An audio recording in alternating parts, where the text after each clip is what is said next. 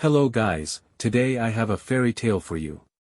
Please don't forget to subscribe, like and send it to your friends before starting the story.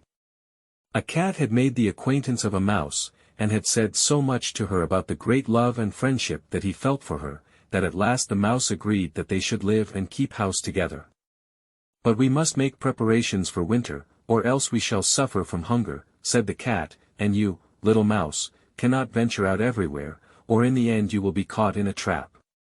This good advice was followed, and they bought a pot of fat, but they did not know where to store it. Finally, after much consideration, the cat said, "I know of no place where it will be better stored up than in the church. No one dares take anything away from there. We will put it beneath the altar, and not touch it until we need it." So the pot was stored safely away, but it was not long before the cat took a great longing for it, and said to the mouse, "I wanted to tell you, little mouse, that my cousin has brought a little son into the world, and she has asked me to be his godfather. He is white with brown spots, and I am to hold him over the baptismal font. Let me go out today, and you look after the house by yourself." "Yes, yes," answered the mouse. "By all means go, and if you get anything good to eat, think of me. I would like to drink a drop of sweet red christening wine myself." All this, however, was untrue. The cat had no cousin, and had not been asked to be godfather.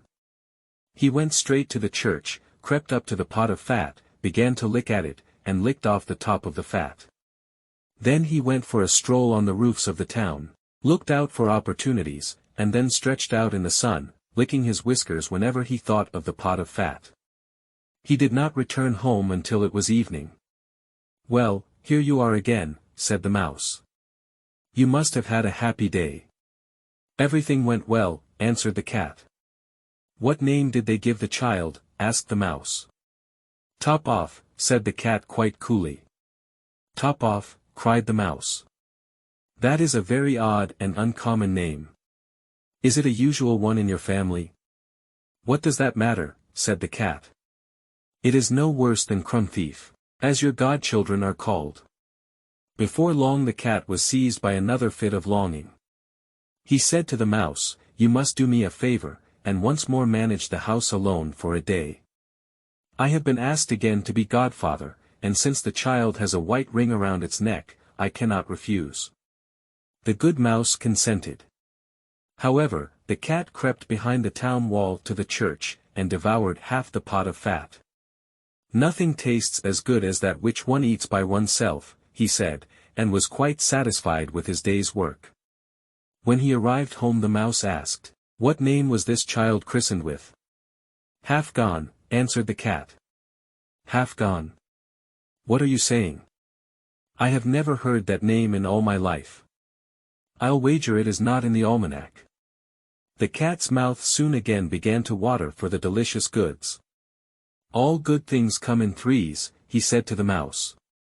"I have been asked to be godfather again. The child is totally black, only it has white paws. Otherwise it has not a single white hair on its whole body. This only happens once every few years. You will let me go, won't you?" "Top off, half gone," answered the mouse. "They are such odd names, that they make me stop and think." "Here you sit at home," said the cat, "with your dark gray fur coat and long braid of hair capturing fantasies. That is because you do not go out in the daytime." During the cat's absence the mouse cleaned the house, and put it in order, but the greedy cat devoured all the rest of the fat. "One has peace only after everything is eaten up," he said to himself. Well filled and fat, he did not return home until night-time. The mouse immediately asked what name had been given to the third child. "You will not like it either," said the cat. "His name is All Gone." "All Gone," cried the mouse. "That is the most worrisome name of all. I have never seen it in print. All Gone. What can that mean?" Then she shook her head, curled herself up, and lay down to sleep. From this time forth no one invited the cat to be godfather, but when winter had come and there was no longer anything to be found outside, the mouse thought of their stored food, and said, "Come cat, we will go to our pot of fat which we have stored up for ourselves. It will taste good now. Yes, answered the cat. You will enjoy it as much as you would enjoy sticking that dainty tongue of yours out of the window. They set out on their way, but when they arrived, the pot of fat, to be sure, was still in its place, but it was empty.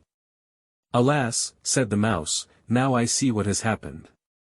Now it comes to light. You are a true friend. You ate everything when you were serving as a godfather.